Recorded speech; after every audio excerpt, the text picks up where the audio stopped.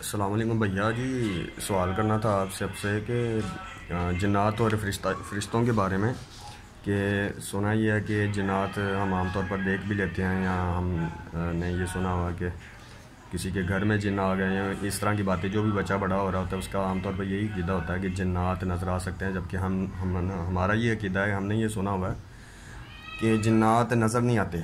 تو حدیث پاک بھی ہے کہ جنات کو آگ کے شعلے سے پیدا کیا، اور آگ کا شعلہ نظر نہیں آتا. عام طور پہ یہی ہماری بھی ذہنیت ہوتی ہے، اور فرشتوں کو نور سے، اور فرشتے بھی نظر نہیں آتے.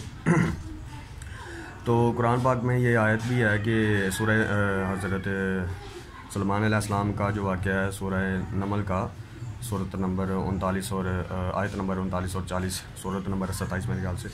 تو اس میں یہ ہے کہ قال عفریت من الجن، تو ان کی درباریوں سے سوال کیا حضرت سلیمان علیہ السلام نے کہ کون ہے جو وہ ملکہ بلقیس کا تخت واپس لے کے آئے گا، وہاں سے اٹھا کر لائے گا.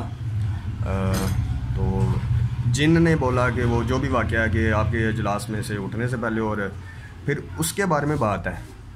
اب جن جو تھا، درباریوں سے سوال تھا، درباری جو بیٹھے ہوئے تھے وہ والی ہیں جن جو ان میں جن بھی فزیکل فارم میں تھا، یعنی کہ یہ اس طرح سے تھا کہ بیٹھا ہوا تھا جن، یا غیبی شکل میں تھا، نظر نہیں آ رہا تھا، تو یعنی کہ فزیکل نہیں تھا، ایک یعنی جیسے ٹرانسپیرنٹ کہتے ہیں اس طرح سے تھا.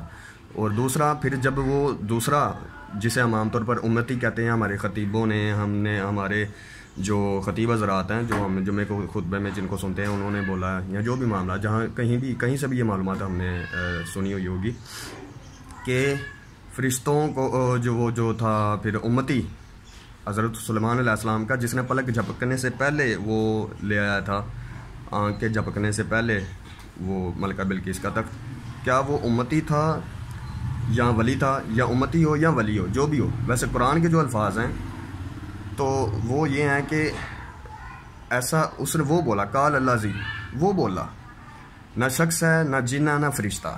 قرآن نے اسپیسیفائی نہیں کیا. قرآن میں یہ ہے وہ بولا جس کے پاس کتاب کا علم تھا.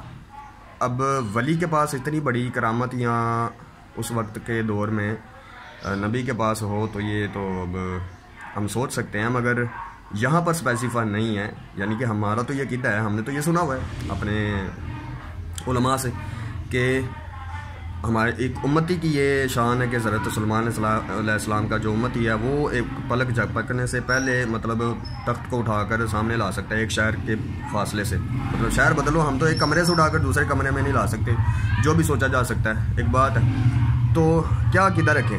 خیر مجھے جو سمجھ آ رہی ہے کہ یہ فرشتہ ہوگا، کیونکہ فرشتے کے بارے میں ہم نے یہ سنا ہوا ہے کہ عرش کے فرشتوں کے بارے میں، اور دنیاوی جو فرشتہ ہوتا ہے وہ تو چھوٹا ہی ہوتا ہوگا. فرمایا کہ حدیث پاک ابو داؤد کی کہ عرش کے فرشتوں میں سے ایک فرشتے کا حال یہ ہے کہ اس کے کان کی لو سے کندھے تک کا فاصلہ جو ہے، یعنی کہ ایک ہاتھ بنتا ہے، ایک گیٹ تقریباً، ایک گیٹ جنوں سیان نے، اس کا 700 سال کی مسافت ہے. تو دنیاوی فرشتے الگ ہوتے ہیں اور آسمانی فرشتے الگ ہوتے ہیں، 3 قسم کے فرشتے ہوتے ہیں، ہمیں پتہ ہے. تو اب یہ فرشتہ دنیاوی ہوگا، ظاہر سی بات ہوگی، اس لیے کیونکہ اس دنیا کے لیے، اس جہاں کے لیے وہ معاملات ہیں اس کے. تو یقیناً انبیاء، سلیمان علیہ السلام ہے بھی نبی، تو نبی کے اوپر اللہ تعالیٰ کی ذات نے فرشتہ مقرر کیا ہوگا.